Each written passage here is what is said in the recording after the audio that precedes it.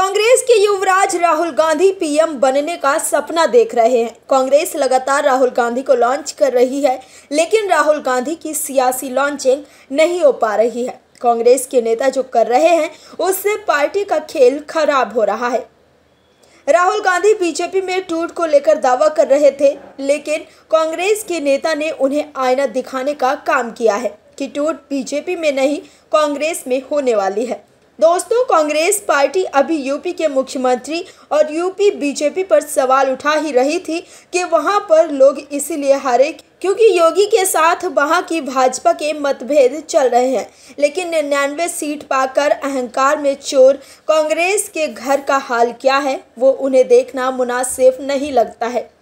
कांग्रेस के भीतर जो तमपैजार और कलह क्रंदन का आलम यह है कि कांग्रेस के नेता एक दूसरे और गठबंधन सहयोगियों पर आरोप लगा रहे हैं कि उनकी कमियों की वजह से हम चुनाव जीत नहीं पाए।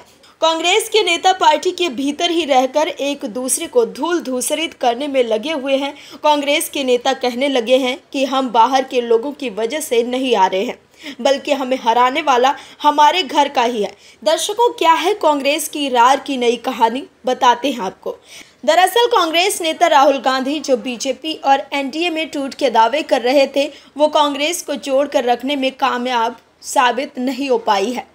राहुल गांधी से पार्टी नहीं संभल रही है और कांग्रेस के नेता उन्हें पीएम देखना चाहते हैं। दरअसल कांग्रेस नेता उदित राज ने किसी का नाम लिए बिना अपनी पार्टी के नेताओं पर गलत सूचना फैलाने और आंतरिक कलह जैसे गंभीर आरोप लगाए हैं। उदित राज ने कहा कि पार्टी विरोधी गतिविधियों में शामिल नेताओं को बख्शा नहीं जाएगा। दरअसल उत्तर पश्चिम दिल्ली लोकसभा सीट से चुनाव लड़ने वाले उदित राज को अपने प्रतिद्वंदी भाजपा उम्मीदवार योगेंद्र चंदौलिया 2.90 लाख मतों से हार का सामना करना पड़ा था। उदित राज ने कहा है कि कांग्रेस पार्टी में कुछ लोग गलत सूचना फैलाते हैं और उनके खिलाफ कोई कार्रवाई भी नहीं की जाती। अन्यथा कांग्रेस ने लोकसभा चुनावों में 240 सीटें जीती। अगर पार्टी में आंतरिक लड़ाई नहीं होती तो कांग्रेस पार्टी अतिरिक्त 50-60 लोकसभा सीटें जीतती।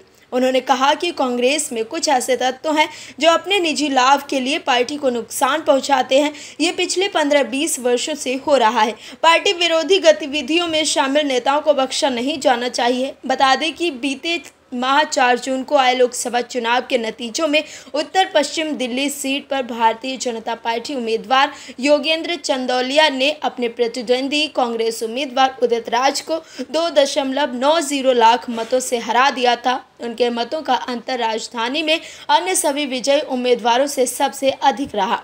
चंदौलिया ने 2,90,849 मतों के अंतर से जीत हासिल की है। गौरतलब है कि उदित राज इसी सीट से 2014 से 2019 के भाजपा सांसद थे। हालांकि वो भाजपा से बाद में अलग हो गए थे और उसके बाद से ही वो भाजपा की अगुवाई वाली केंद्र की मोदी सरकार के खिलाफ खुलकर बोलते रहते हैं।